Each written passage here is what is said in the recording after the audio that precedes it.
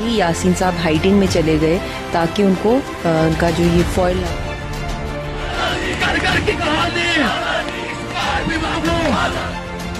तो इन्होंने सिखों का नाम लिया है, लेकिन दर हकीकत कादियान और मेरे फजल 2 बम फेंके, उसके मकान की दीवार गिर गई। बैठे हुए थे 2 साल उनसे सीनियर जज वहां बैठे हुए थे, उनको इग्नोर करके बाहर निकालें और एक दुनिया को एक मैसेज दें कि ये हमारी सारी कौम।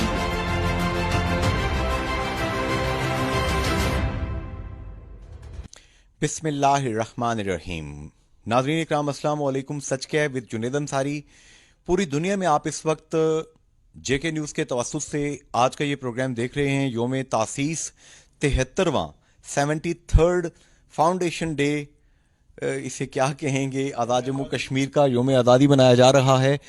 जस्टिस अब्दुल मजीद मलिक साहब, साबिक चीफ जस्टिस आज़ाद जम्मू कश्मीर हाई कोर्ट, सरबराह हैं जम्मू कश्मीर लिबरेशन लीग के एच खुर्शीद के नज़रिए को आप लेके चल रहे हैं। सर, योम तासीस था आज, क्या वाकई योम तासीस? मुबारक हो जी आपको योम तासीस की। खैर मुबारक हो। क्या आप समझते हैं ये जिसे बेस कैंप कहा जाता था कि बनेगा ये बेस कैंप बना? मैं सबसे पहले तो ये बता दूं कि असल में योम तासीस हमारा जो है वो तो 15 अगस्त को बनता है, क्योंकि 15 अगस्त को 1947 को जब कानून आज़ादी हिंद नाफिज हुआ यहाँ पर, तो जो यहाँ पर डोगरा शाही के तसल्लुत था मुआहदा अमृतसर के तहत, वो मुआहदा अमृतसर जो है वो कानून आज़ादी हिंद के तहत साक़त हो गया और डोगरा शाही जो है उसका तसल्लुत जो है उसके साथ ही साक़त हो गया। जम्मू कश्मीर एक आज़ाद मुल्क की हैसियत से जैसे पाकिस्तान माज़ वजूद में आया, जैसे हिंदुस्तान आया, ऐसे तमाम रियासतें जो यहाँ प्रिंसली स्टेट्स थीं और उनमें जम्मू कश्मीर जो बड़ी रियासत थी यह भी एक आज़ाद हैसियत इसने अख्तियार कर ली थी। तो असल में हमारा योम तासीस तो उस दिन बनता है, लेकिन ये दिन जो है 24 अक्टूबर का, इस दिन की अहमियत इस लिहाज से है कि 4 अक्टूबर को जब ऐलान हुआ हमने महाराजे को डिसमिस कर दिया और यहाँ पर एक मुजफ्फराबाद के मकाम पर एक इनकलाबी हुकूमत का ऐलान किया, तो उसके बाद 24 अक्टूबर को दोबारा वो एक नई हुकूमत जो है वो मार्च जो वजूद में आई। लिहाजा हम 4 अक्टूबर को 24 अक्टूबर को कहते हैं योम तासीस है, लेकिन मेरी निगाह में असल में योम तासीस वो है जिसने मुआहदा अमृतसर साक़त हुआ और डोगरा शाही का तसल्लुत जो है वो साक़त हो गया, ख़त्म हुआ। ये जनाब जस्टिस अब्दुल मजीद मलिक साहब, हमेशा की तरह हम सब के इल्म में आपने बहुत ज़बरदस्त इजाफा किया है ये कि 15 अगस्त को जब ये इंडिया और पाकिस्तान और हिंदुस्तान वजूद में आए तो साथ ही कश्मीर की रियासत भी अलग मुल्क बन गई थी। जो पहले थी उसको आज़ादी हासिल हुई। जम्मू कश्मीर तो शुरू से है ना, इसका नाम पाकिस्तान तो बाद वजूद में आया है, हिंदुस्तान भी पहले से है, लेकिन हिंदुस्तान मुत्तहिदा जो इस शक्ल में है ये पहले नहीं था। हिंदुस्तान बेशतर रियासतों में बटा हुआ था, बल्कि 150 रियासतें थी, सबसे ज़्यादा थी। इसको सबसे पहले अकबर आज़म जो थे, मुग़ल आज़म, उनने हिंदुस्तान को कंसल्टेट किया और मुत्तहिदा एक मुल्क बनाया। फिर अंग्रेज़ जब आए हैं तो अंग्रेज़ ने उसको मेंटेन किया। तो असल में हिंदुस्तान जो आज है ये सदियों से ऐसा नहीं था और 1800 से पहले भी ऐसा नहीं था, बल्कि मुग़ल आज़म के आने से भी पहले ऐसा नहीं था। आज हिंदुस्तान नई शक्ल में है, लेकिन जम्मू कश्मीर जो है इसके अंदर बड़ी वसअत सी, ये सिंकियांग का इलाका चीन का जो है जम्मू कश्मीर का हिस्सा था, ये काबुल जो है इसका हिस्सा था, ये पेशावर जो है, ये पंजाब जो है, सिंध के कुछ इलाके जो हैं वो भी इसका हिस्सा रहे हैं। तो ये बड़ी वसी रियासत रही है। और आखिरी हमारा जो सबसे बड़ा एक नामवर हुक्मरान जो हुआ है सुल्तान शहाबुद्दीन, जिसका नाम जो है, जिसके अल्लामा इकबाल ने भी बड़ी उसको ट्रिब्यूट पे किया है। तो सुल्तान शहाबुद्दीन की जुर्रत, उसका हौसला, उसकी हिम्मत, उसकी बसीरत काबिल दाद है और तारीख जो है उससे भरी पड़ी है। तो ज़ैनुल आबदीन जो था उसका पोता था। अच्छा। हाँ, ज़ैनुल आबदीन के ज़माने में बड़ी जो तरक्की हुई है जम्मू कश्मीर के अंदर और कश्मीर का नाम जो है मशहूर हुआ है। तो इसलिए जम्मू कश्मीर की अपनी एक तारीख है। ये अलग बात है कि हमारी तारीख कभी सुखती रही है, कभी फैलती रही है, कभी अंधेरों में गई चली गई है, कभी रोशनी में आ गई है और आजकल असल में गर्दाब में फंसी हुई है। और अब जब हम आज इस दिन की योम तासीस मना रहे हैं, आज जम्मू कश्मीर के अवाम कई हिस्सों में बटे हुए हैं और वहाँ उनके ऊपर जो तशद्दुद हो रहा है, दहशत गर्दी हो रही है, हकूक़ पामाल हो रहे हैं। दुनिया सारी में जितना जुल्म इस वक्त जम्मू कश्मीर के अंदर हो रहा है, मेरे ख्याल है दुनिया में कहीं और मिसाल नहीं मिलती है। अच्छा, ये आपने बहुत ज़बरदस्त एक हिस्ट्री इसकी बयान कर दी। मुझे ये बताएंगे जनाब जस्टिस मलिक साहब, सरकारी सतह पर वो क्लर्कों, gazetted officers, non gazetted officers, DC साहब ऑर्डर जारी कर देते हैं, ऊपर से ऑर्डर आता है, उस तरह का योम तासीस तो मनाया गया, लेकिन क्या कौम ने योम तासीस मनाया है? असल में कौम के अंदर जो आज़ादी का जज्बा था वो बहुत बुरी तरह से मसला गया है। जम्मू कश्मीर के अंदर जब अवाम उठे हैं अपनी आज़ादी के लिए, जो जज्बा वो था जिसमें चश्मदीद गवाह हूँ, वो एक तूफ़ान था और उस तूफ़ान के सामने हिंदुस्तान की फ़ौज भी खड़ी नहीं हो सकती थी। और यही वजह है कि हिंदुस्तान जब मायूस हो गया कि जम्मू कश्मीर में उसकी फ़ौज जो है कहीं कामयाबी हासिल नहीं कर सकती है, फिर इसको यूएनओ को सारा तलाश करना पड़ा। ये पंडित नेहरू और माउंट बैटन जो है इनकी बहुत बड़ी चालाकी थी कि वो मसला कश्मीर को सिक्योरिटी काउंसिल में लेकर गए वहाँ पर, वरना जम्मू कश्मीर के हमारे अपने लोगों की जो मकामी फ़ौज थी हमारी, जिसका नाम आज़ाद कश्मीर रेगुलर फोर्स था, उसने बड़ी फतवाहत हासिल की हैं। और मैं आज ही डॉक्टर करण सिंह किसवाने याद पढ़ रहा था, उसने कहा जी बड़ी मुश्किल से लद्दाख का इलाका जो है हमने उस वक्त जनाब आज़ाद फ़ौजों से बचाया है जो है। तो ये लद्दाख सारा हमारे पास था, ले शहर के अलावा ये पुंछ जितना है मास है पुंछ शहर के सब हमारे पास था। ये अखनूर तक हमारी जो लोग हैं आगे बढ़े हुए थे। लेकिन ये है कि हिंदुस्तान की फ़ौज को शिकस्त पर शिकस्त हो रही थी। फिर अंग्रेज़ जो कमांडर इन चीफ थे दोनों फ़ौजों के, पाकिस्तान के हिंदुस्तान के, उन्हें बड़ी साजिश करके यहाँ पर हमारी फ़ौजों को आगे नहीं बढ़ने दिया। जनरल क्रेसी था, उसमें उनका जो लॉकआउट था उसका हिंदुस्तान के कमांडर इन चीफ का। तो इन सब ने मिलकर असल में हमारे साथ बड़ा धोखा किया है अंग्रेज़ों ने। और ये जो सीज़ फायर लाइन यहाँ ड्रा की है, जिसको आप लाइन ऑफ कंट्रोल कहते हैं, असल में उन्होंने अपने तरफ से जम्मू कश्मीर को तकसीम कर दिया था। तो अब मुझे ये बताएंगे सर कि मसला गया जज्बा, अब आज़ाद कश्मीर के अंदर आप क्या देखते हैं कि लोग जो यहाँ पे जिस तरीके से मनाया जाता है, मुख्तलिफ पार्टियाँ अपने अपने स्लोगन लेके बनेगा पाकिस्तान, बनेगा पता नहीं क्या क्या फलां फलां, इस तस्वाब राय प्लेबिसाइट 1 पॉइंट एजेंडे पे इकट्ठे क्यों नहीं हो रहे कश्मीरी? 1 पॉइंट पर एजेंडे पर इकट्ठे तो थे, अंदर से हैं भी, लेकिन असल में इनको इतना मायूस कर दिया गया ना। अब देखें 49 में जब गिलगित को मुजफ्फराबाद से अलग कर दिया गया, जबकि मुजफ्फराबाद की हुकूमत जो थी फुल फ्लेज बावकार हुकूमत थी, इसकी अपनी फ़ौज थी, इसका अपना कमांडर इन चीफ था, इसका अपना वज़ीर दिफा था, तो उसको जब अख्तियार से महरूम कर दिया गया तो फिर यहाँ पर मायूसी पैदा हो गई। और वो मायूसी जो है वज़ारत उमूर कश्मीर के तहत बढ़ती रही। कभी कभी जब के खुर्शीद जैसे हुक्मरान आए उन्हें इख्तियारात हासिल भी किए, लेकिन जब उनके बाद जो लोग आए उन्होंने इख्तियारात जो हैं फिर दोबारा वापस उनको कर दिए। और आज भी देखें ना इख्तियारात की जंग चल रही है। गिलगित के लोग जो हैं वो बड़े बहादुर लोग हैं जिनने वहाँ वाला का ख़ुद जो है आज़ाद करवाया था, और कर्नल हसन साहब की क़यादत में घनसारा सिंह को वहाँ गिरफ़्तार किया, उनका बड़ा कारनामा था। लेकिन उनको जनाब वहाँ अलग करके वहाँ FCR लगाया गया और आज दिन तक वो बुनियादी इंसानी हकूक़ से महरूम हैं। जुल्म नहीं था और क्या, ये FCR जो होता है ये मार्शल लॉ से सख्त होता है। इसमें तो जो वहाँ पर जो कमांडर होता है उसको पूरे इख्तियारात होते हैं। और वहाँ आज भी जो बाबा जी है उसको पता है आपको 60 साल सजा हुई है बाबा जान को। तो ये हालात जो हैं इन हालात ने असल में लोगों को मायूस किया है। आज आप देखें 24 अक्टूबर है, लेकिन यहाँ हमारे यहाँ अवाम के अंदर अवाम को पता ही नहीं है आज का दिन कौन सा है। आज छुट्टी भी है तो लोगों को पता नहीं छुट्टी हमारी क्यों है, तो वो छुट्टी को समझ कर बस घर में सो रहे हैं, आराम कर रहे हैं, यही वजह है। वरना जनाब ये 24 अक्टूबर का दिन जो था, ये गलियां जो हैं मीरपुर शहर हो या मुजफ्फराबाद हो या पुंछ हो, बिम्बर कोटली, कोई भी शहर हो, तमाम दुनिया के लोग जो हैं जनाब घरों से बाहर आकर आज़ादी के नारे लगाते थे। बड़ा लोगों के अंदर जज्बा था। लेकिन जब लोगों ने देखा कि जनाब ये आज़ादी हमें क्या मिली है कि डोगरा ज़माने में हमारे पास असम्बली भी थी, उसका राइट ऑफ वोट भी था, तो यहाँ पर तो देखे ना 1960 से पहले वो राइट ऑफ वोट ही ख़त्म कर दिया गया था।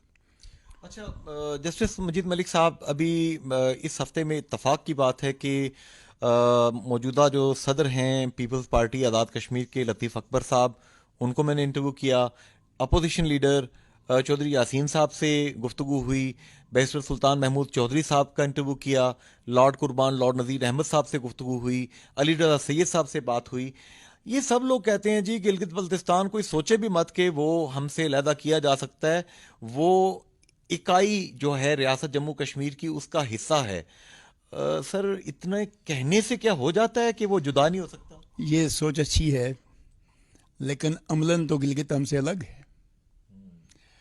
हम उसके लिए क्या कर रहे हैं? कितने लोग जिनका आपने नाम लिया कितनी बार गए हैं गिलगित में?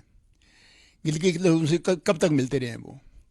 असल में गिलगित के लोगों की शिकायत आज़ाद कश्मीर के खिलाफ सबसे बड़ी यही है कि गिलगित के लोग जिस कैफियत से गुजर रहे हैं, आज़ाद कश्मीर के लोगों ने उनका कभी साथ नहीं दिया है, उनके हकूक़ की बात नहीं की है। اور ابھی وہ جب وہ مطالبہ کرتے ہیں ہمیں صوبہ ملنا چاہیے، تو اصل میں یہ فرسٹریشن ہے، ایک مایوسی کی کیفیت سے وہ نکلنا چاہتے ہیں، اور آزاد کشمیر کے خلاف ان کی ایک ریزنٹمنٹ ہے، ریئیکشن ہے ان کا، اور یہی وجہ ہے کہ وہ آزاد کشمیر سے الگ ہو کر صوبہ بنانا چاہتے ہیں۔ ہمیں اس کا چیز کا احساس ہونا چاہیے کہ ان کے اندر ریزنٹمنٹ جو ہے یہ کیا ہے، اس کا پس منظر کیا ہے۔ اب ہم سب لوگ اکٹھے تھے، ایک سوچ تھی ہماری، آج بھی جب گلگت کے لوگ ملتے ہیں بیٹھتے ہیں ہمارے ساتھ، ان کی وہی سوچ ہے جو ہماری سوچ ہے اس میں، اور جو تقریر کرتے ہیں بیان دیتے ہیں ان کے اندر وہی بات ہے جو ہم کہتے ہیں، جموں کشمیر کی عبادت کی بات کرتے ہیں، وہ بھی عبادت کی بات کرتے ہیں، لیکن جو وہاں پر عملاً کیفیت ہے انتظامی امور کی، حقوق سے محرومی کی، بنیادی حقوق سے محرومی کی، اس نے ان کے اندر ایک اتنی پسماندگی پیدا کر دی ہے یا مایوسی پیدا کر دی ہے، اور وہ اتنے مایوس ہو گئے ہیں۔ اب دیکھتے ہیں نا کہ جموں کشمیر کے اندر کچھ نہیں ہو رہا ہے، آزاد کشمیر کے لوگ جو ہیں یہاں پر جناب اپنے گلچھرے اڑا رہے ہیں، وزارتیں بنی ہوئی ہے، جھنڈے لہرا رہے ہیں، بیانات دے رہے ہیں، اسلام آباد میں بیٹھے ہوئے ہیں۔ اب دیکھیں نا ہماری حکومت کا دارالحکومت جو ہے مظفر آباد ہے، لیکن تمام کابینہ جو ہے وہ اسلام آباد بیٹھی ہوتی ہے، تمام جتنے آپ کے ملازم ہیں جناب وہ آج کل وہاں پر ان کے بڑے بڑے بنگلے ہیں اسلام آباد میں، دن کو جناب مظفر آباد میرپور میں ہوتے ہیں، شام کو جناب وہاں پر چلے جاتے ہیں اس میں۔ تو اب یہ کیفیت جو ہے اس سے ان لوگوں کے اندر مایوسی پیدا ہو گئی ہے، اور آزاد کشمیر میں یہی کیفیت ہے۔ یہاں بھی آپ کو نوجوان جو جتنے لوگ ہیں آپ دیکھیں ان کو، ایک تو یہ ہے کہ وہ تحریک آزادی کے جو ہمارے غرض مقاصد تھے اسے فراموش کر چکے ہیں، ان کے اندر وہ جذبہ ہی نہیں ہے، ان کے اندر وہ احساس نہیں ہے۔ اب جن لوگوں نے جن کا نام لیا ہے وہ تو جناب پاکستان کی جماعتوں کے بڑے بڑے لیڈر بن گئے ہیں، یہاں انہوں نے پاکستان کی جماعتیں بنا لی ہیں۔ اب پاکستان جو ہے وہ سب کا ایک ہی ہے، نسب العین سب کا ایک ہی ہے کہ جب رائے شماری ہوگی تو علاقے پاکستان کی بات کی جائے گی، لیکن انہوں نے علاقے پاکستان کی بات کو پیچھے رکھ کر، حق خود ارادیت کو پیچھے چھوڑ کر وہ پہلے ہی پاکستانی بن گئے ہیں، اور وہاں انہیں اپنے مکانات بھی بنا لیے ہیں، وہ رہتے بھی وہی ہیں اسلام آباد میں۔ یہاں پہ ملک صاحب سوال یہ پیدا ہوتا ہے کہ مجھے یاد ہے کہ جیسا کہ آپ نے فرمایا کہ پہلے جب اس طرح کے ایام آتے تھے تو جمع غفیر لوگوں کا باہر آ جاتا تھا، میرپور میں چوک شہیداں سے لے کے نانگی تک، کلیال تک لوگ اکٹھے ہوتے تھے۔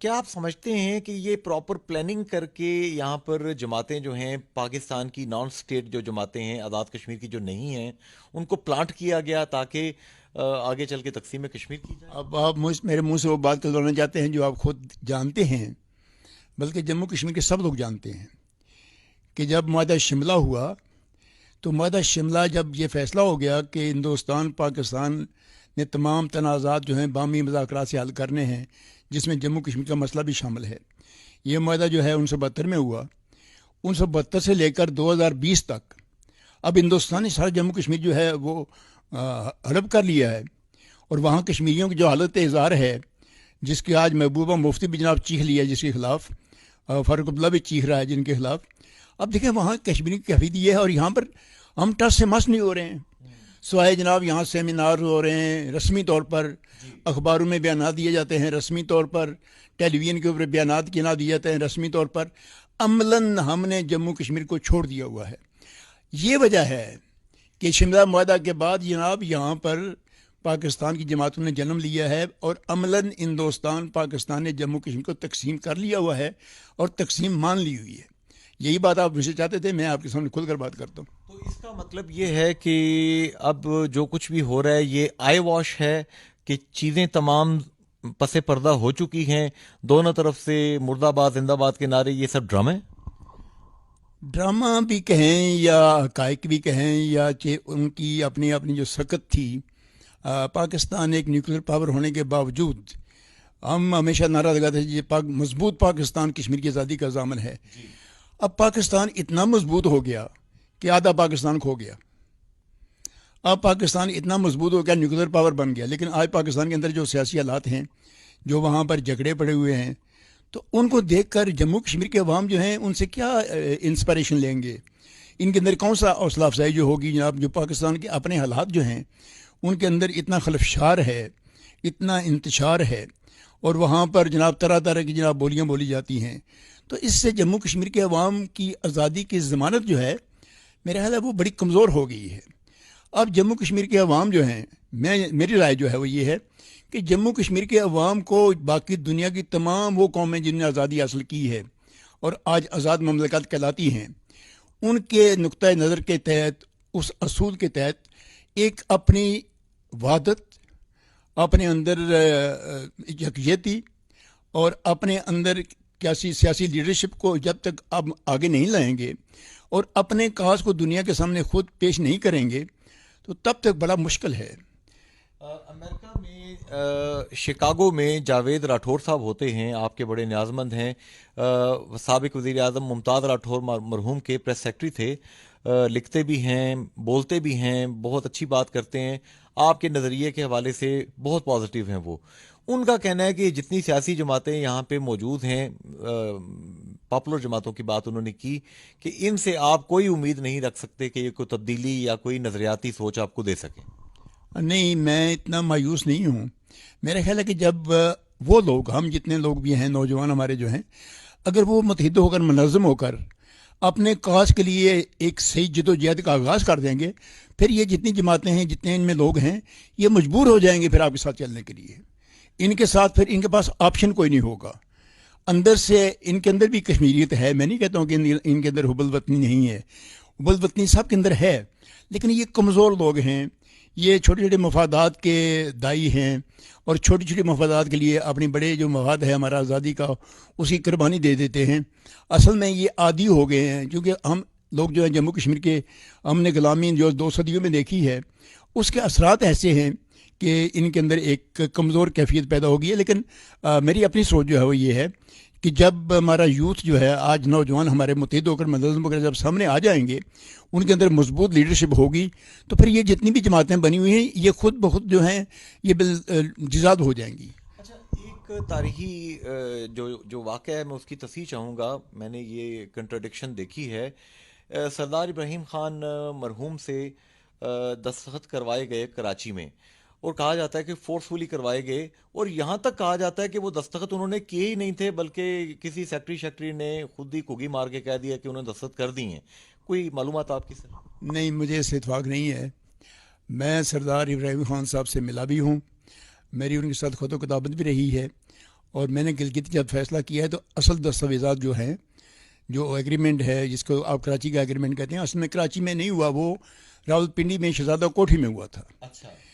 उस वक़्त जो हमारे हालात थे, उस वक्त जम्मू कश्मीर के अवाम के अंदर एक जज्बा था इलाके पाकिस्तान का, और सरदार इब्राहिम खान साहब जो हैं ये तो बड़े नौउम्र थे, और ये असम्बली के मेंबर बने हुए, इनको अभी 10 महीने नहीं हुए थे जबकि ये सदर बन गए। तो इससे पहले ये सरकारी मुलाजम थे, एडिशनल एडवोकेट जनरल थे यहाँ जम्मू और श्रीनगर में, उससे पहले मीरपुर में ये पीपी रहे हैं। तो सरदार इब्राहिम साहब जो हैं, उनको चूँकि गवर्नमेंट पाकिस्तान ने ही सदर बनाया था, लिहाजा वो उनके सामने ही जो आप दे थे, और जब उनने ये इख्तियारात लिए हैं तो चौधरी गुलाम आबाद साहब मरहूम जो हैं कायदे मिल्लत हमारे, वो सुप्रीम हेड थे मुस्लिम कॉन्फ्रेंस के, तो उनके भी दस्तखत हैं, लेकिन उन्होंने कभी डिसाउन नहीं किया चौधरी गुलाम आबाद साहब ने। अच्छा। हाँ, वो तो हमेशा तस्लीम करते रहे। तो सरदार साहब ने बाद में जब ये मसला शुरू हो गया, गिलगित के लोगों को शिकायत पैदा हुई कि देखो जी हमसे पूछा नहीं गया और हमें अलग कर दिया गया है, ये आज़ाद कश्मीर हमें बेच दिया है, उन लोगों ने जब वो हमारे गले पड़े तो तब उन्होंने कहा जी मुझे तो पता ही नहीं है, लेकिन उनकी दस्तखत जो है असल मेरे पास मौजूद है, दस्तावेज की फ़ोटो कापी, उस पर आज भी आप देख सकते हैं। हाँ, बिल्कुल सही दस्तखत है। अच्छा, इट मीन्स कि जिस तरह हम पाकिस्तान की बात करते हैं कि पहली दावत आई थी रूस से, लेकिन हमें अमेरिका का गुलाम बनने का शौक़ था तो हम चल पड़े अमेरिका की जानिब, तो इसका मतलब है कश्मीर की बुनियाद ही कायद आज़म अलैहि रहमत की वफ़ात के बाद, उनके बाद जो लोग थे उन्होंने गलत डाल दी। असल में कश्मीर की जो अहमियत है, जो इसकी हैसियत है, इसका एहसास बहुत कम पाकिस्तान की उस वक़्त की क़यादत को था। कायद आज़म जो थे, उनकी वसअत क़ल्बी थी, उनकी सियासी बसीरत थी, आला सियासी बसीरत थी, उनकी सोच और थी, लेकिन उनके साथ जितने बाकी लोग थे उनके अपने अपनी सोचें जो हैं वो अपने अपने इलाकाई माहौल के मुताबिक महदूद थी। अब अगर आप कहें कि जो सोच कायद आज़म की थी वो लियाकत अली खान की थी, तो वो नहीं थी। तो लियाकत अली खान के बाद तो आपके साथ रिफ लोग मिलते हैं, उसके बाद जो एक नामवर सियासतदान तो सुरवर्दी हुए हैं, तो सुरवर्दी साहब का ताल्लुक ढाके से था, उनके अंदर भी शायद कश्मीर की वो अहमियत ना हो जो कि है, लेकिन असल में ये सारी जो यहाँ पर ख़राबी पैदा की, ये गोरमानी जो थे, मुल्तान के रहने वाले पंजाबी थे, मुश्ताक गोरमानी जो हैं, ये असल में उनकी एक सोच थी, غالباً ان کو یہ اعتماد نہیں تھا کہ جناب اب رائے شماری ہونے والی ہے، کشمیری جو ہیں یہ کیا یہاں پر اپنا کردار ادا کریں گے. مجھے اس بات کی آج تک سمجھ نہیں آئی ہے کہ گرمانی نے ہماری اس آزاد کشمیر حکومت کو بے اختیار کیوں کیا. اور بے اختیار کرنے کا مطلب میں یہ سمجھتا ہوں کہ ہم پر اعتماد نہیں تھا، اور ہم پر جب اعتماد نہیں ہے تو پھر یہ مسئلہ جو ہے پیدا ہوتا ہے علاقے پاکستان یہ تو خود کمزور ہو جاتا ہے. لیکن جن لوگوں نے پاکستان کا آئین بنایا ہے انہوں نے دیکھیں، انہوں نے اس میں باقاعدہ جو ہمارا آج بھی 1973 کے آئین میں آرٹیکل 257 ہے وہ بالکل دو ٹوک بات کرتا ہے کہ جب جموں کشمیر کے عوام رائے شماری میں یہ فیصلہ کرتے ہیں کہ جموں کشمیر ریاست کا علاقہ پاکستان سے ہوتا ہے، تب ریاست جموں کشمیر اور پاکستان کے درمیان تعلقات کا تعین جموں کشمیر کے عوام کی صوابدید کے مطابق ہوگا. یہ کلیئر 56 کا کانسٹیٹیوشن میں بھی تھا، یہ 62 کے کانسٹیٹیوشن میں بھی تھا، یہ 73 کے کانسٹیٹیوشن میں، اس کو آپ پڑھ سکتے ہیں. آج بھی پاکستان کا آئین جو ہے وہ یہ نہیں کہتا ہے کہ آپ کا علاقہ جو ہوگا اس میں ادغام ہوگا، بلکہ وہ کہتا ہے کہ ہمارا جو تعلق ہے جموں کشمیر کے ساتھ وہ ہوگا جو جموں کشمیر کے عوام کے صوابدید اور خواہشات کے مطابق ہوگا. تو شرائط ہم نے طے کرنی ہے. بالکل پاکستان کے آئین کے مطابق آج بھی یہ بات ہم نے طے کرنی ہے کہ ہمارا تعلق پاکستان سے کتنا ہوگا، کیسا ہوگا. اچھا ایک چیز سر مجھے بتائیں گے، ابھی آج کل متحدہ اپوزیشن جلسے ولسے کر رہی ہے نا پاکستان میں عمران خان صاحب کی حکومت گرانے کے لیے، تو وہ متحدہ لوگ جو ہیں مسلم لیگ نون کے، پیپلز پارٹی کے، جمعیت علماء اسلام، فضل الرحمان گروپ کے، دیگر، یہ سب کہتے ہیں جی تحریک انصاف نے مسئلہ کشمیر دبوگے رکھ دیا، انہوں نے کشمیر کے حوالے سے ہندوستان کے ساتھ مذاکرات کر کے پس پردہ اس کو فارغ کر دیا ہے، بیچ دیا ہے اس کو. اور تحریک انصاف یہی الزام لگاتی ہے نواز شریف اور پیپلز پارٹی پہ کہ آپ لوگوں کی حکومتیں رہی ہیں، آپ نے کیا کیا، ہم نے تو اقوام متحدہ میں عمران خان نے تقریر کی.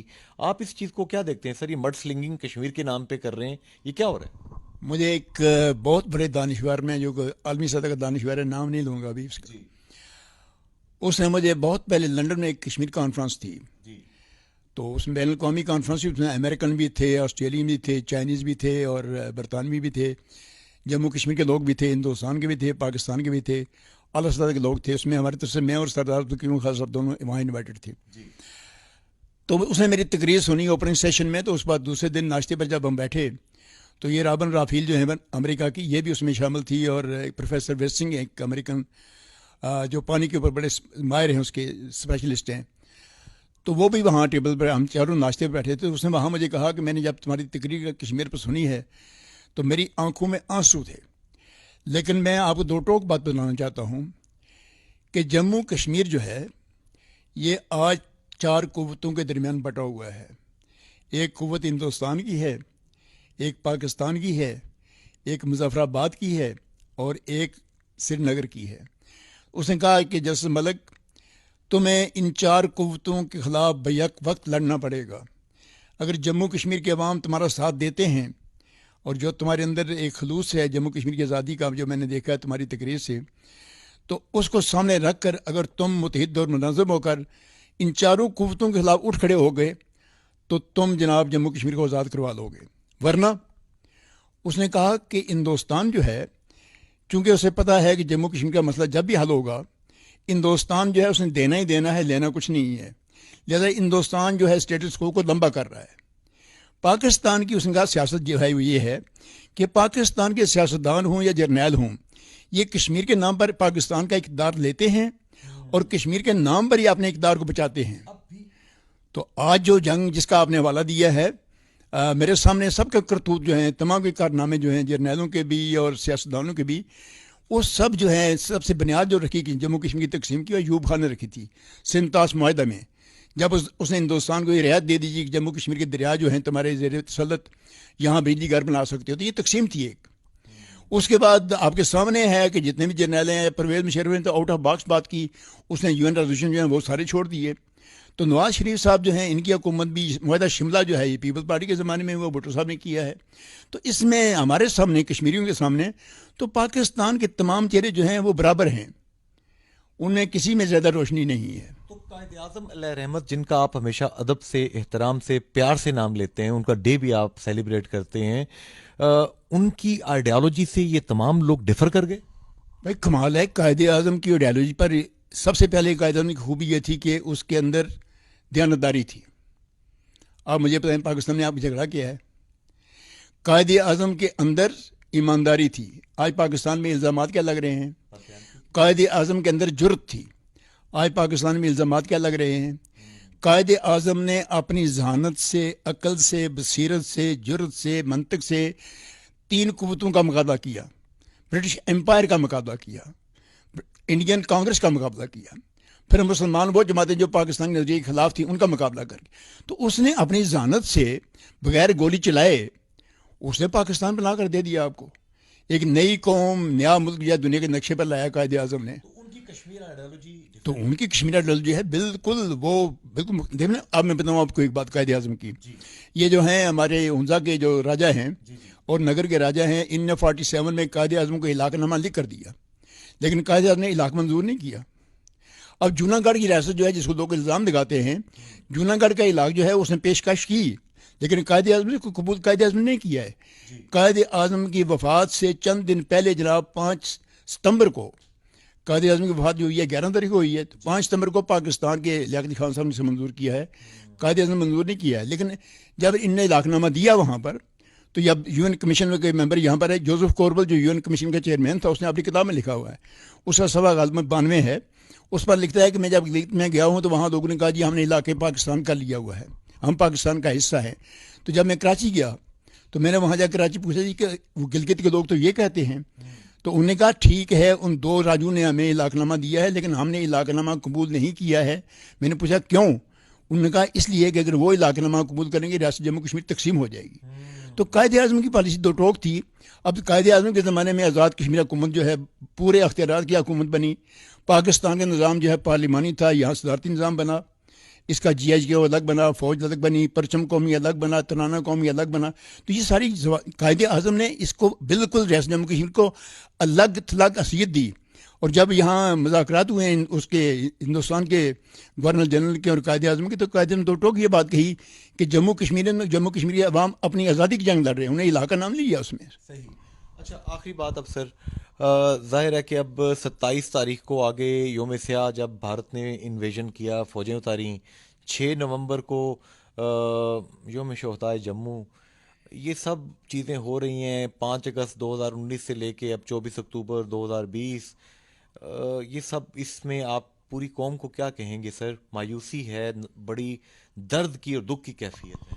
نہیں، میں تو کہتا ہوں قوم کو مایوس ہونے کے بجائے ساری قوم کو، تمام سیاسی جماعتیں جو ان کو متحد ایک جماعت میں لانا چاہیے، اور اس جماعت نصب العین جو ہے وہ ریاست جموں کشمیر کی وحدت اور آزادی ہونا چاہیے.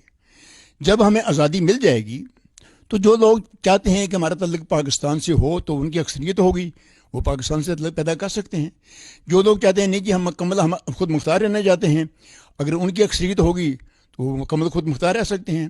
تو جموں کشمیر میں دیکھیں نا، پاکستان بھی یہی کہتا ہے کہ فیصلہ جموں کشمیر کے عوام کی مرضی کے مطابق ہونا چاہیے.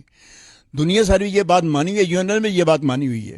تو جب جموں کشمیر کے عوام جو ہیں، جموں کشمیر کے مالک وہ ہیں، تو ان کے اندر احساس کمتری نہیں ہونا چاہیے، بلکہ ان کے اندر ایک احساس برتری ہونا چاہیے، جرت ہونی چاہیے، بے باکی ہونی چاہیے، منافقت نہیں ہونی چاہیے، ریاکاری نہیں ہونی چاہیے.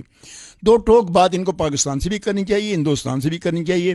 اور میں جرت سے یہ بات کہنا چاہتا ہوں پوری ذمہ داری کے ساتھ، اگر آج جموں کشمیر کے لوگ، یہاں آزاد کشمیر کے صرف لوگ جو ہیں یہی متحد ہو جائیں، ہمارا جو ڈیاسپورا ہے، جتنے ہمارے لوگ باہر بیٹھے ہوئے، اگر وہی متحد ہو جائیں اور وہاں سے ایک آواز کھڑی ہو، ایک قیادت ہو، ایک نعرہ ہو، ایک نیریٹو ہمارا ہو، تو نعرہ جو ہے، نیریٹو جو ہے وہ آزادی کا ہونا چاہیے، ریاست کی عبادت کا ہونا چاہیے. دنیا ساری آپ کو حمایت کرے گی، آپ کو کوئی شکایت پیدا نہیں ہوگی کہ دنیا آپ کی حمایت نہیں کرتی ہے. اور عمران خان صاحب جن کے مطلب چاہنے والے ٹائیگرز اپنے آپ کو کہتے ہیں، خان صاحب خود بھی کہتے ہیں کہ میں نے جناب اقوام متحدہ میں جو تقریر کی تھی کوئی جمع نہیں، مائیکل لال ویسی تقریر کرنے والا.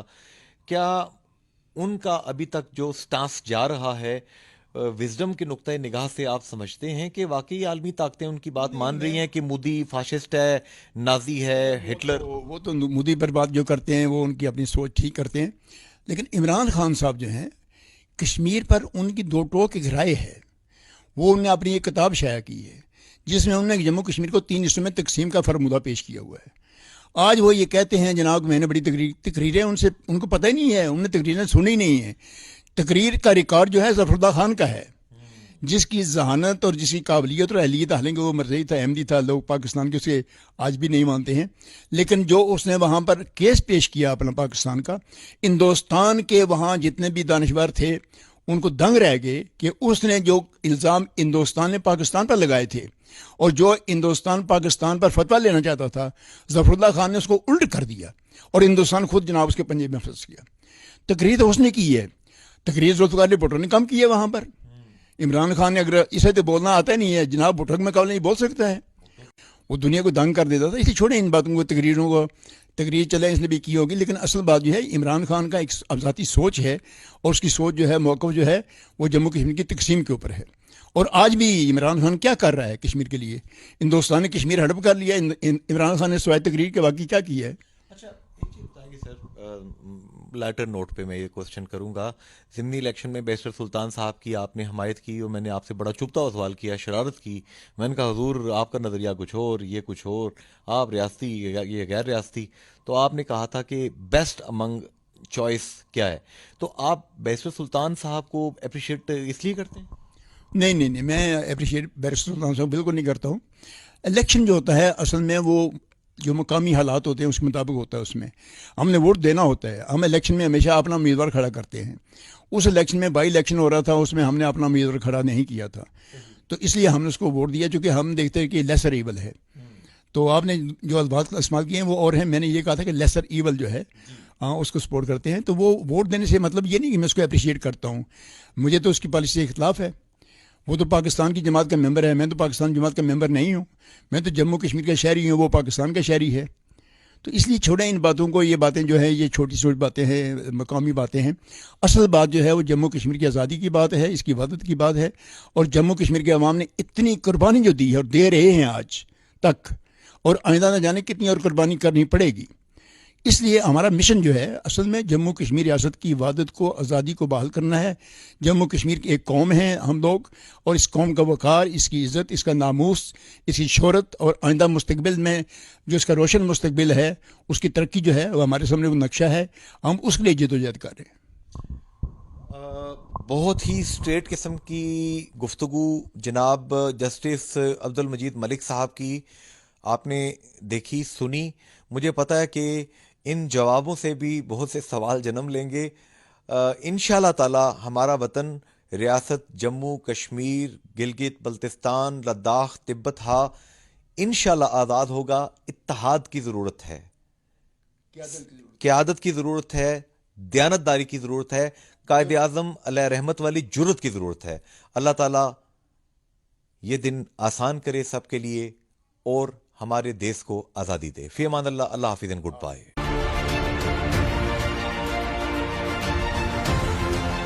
یاسین صاحب ہائیڈنگ میں چلے گئے تاکہ ان کو ان کا جو یہ فوائل